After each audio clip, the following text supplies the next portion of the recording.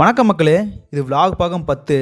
ஊர்லேருந்து கிளம்புறதுக்கு முன்னாடி லில்லி கூடயும் கொக்கோ கூடயும் கொஞ்ச நேரம் விளையாடிட்டு இருந்தேன். பேருந்துக்கு தாமதமானதான் நண்பர்கள் அப்படியே பேருந்து நிலையத்துக்கு கிளம்பிட்டேன். சேலம்லேருந்து சென்னைக்கு அப்படியே பேருந்துலேயே போயிடலாங்கிறது தான் திட்டம். ஆனால் நம்ம கைப்புள்ள 9 மணி அளவில் சேலம்லேருந்து எக்மோருக்கு ஒரு ரகசிய தொடர் வண்டி போகுது, அதிலே கிளம்பிடலாம்னு சொன்னதுனால 8:30 காட்ட நாங்கள் 2 பேரும் வெண்டிங் மிஷினில் எக்மோர் சந்திப்புக்கு 2 பயண சீட் எடுத்துட்டோம். எப்படியும் அந்த ரகசிய தொடர் வண்டி கிளம்புறதுக்கு முன்னாடி பிடிச்சிட்டோம். தொடர் வண்டி தொடங்கினதுக்கு அப்புறம் தான் மக்களே தெரியுது அந்த ரகசியம் எங்களுக்கு மட்டும் தெரியல, கிட்டத்தட்ட பல பேருக்கு தெரிஞ்சிருக்குன்னு.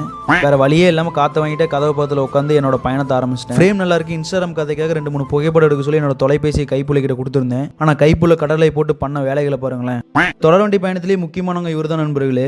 சும்மா சொல்லக்கூடாது, பக்காவான பொழுதுபோக்கா இருந்துச்சு. ஆனா என்ன, கொஞ்ச நேரத்திலே உதயசூரியனுக்கு ஒத்துவத ஆரம்பிச்சிட்டாரு. அதை காதல கேட்டு இவர் எழுந்து இவர் டிவி கேக்கு ஒத்துவத ஆரம்பிச்சிட்டாரு.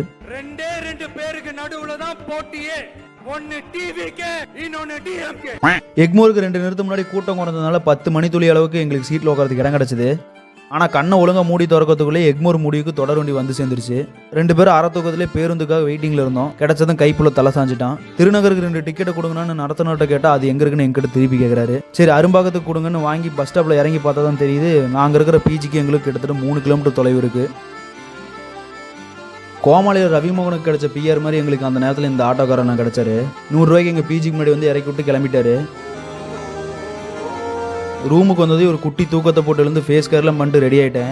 கிளம்புறதுக்கு முன்னாடி ஒரு பழத்தையும் சாப்பிட்டு கொஞ்ச நேரம் புக்கையும் படிச்சுட்டு பேருந்து கிளம்பியாச்சு. எங்கள் நல்ல நேரத்துக்கு இன்னைக்கு குளிர்சாதன வசதி உள்ள பேருந்தே கிடச்சிருச்சு. இதோ இந்த கேப்ல இருந்து தான் நமக்கு அந்த குளிர் காற்றுலாம் வீசுது.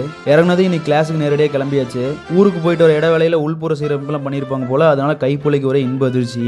எப்பயும் போல குரல் பயிற்சிலாம் பண்ணிட்டு எல்லாரும் அவங்க குழு மெம்பர்ஸ் கூட கலந்துரையாடிட்டு இருந்தாங்க.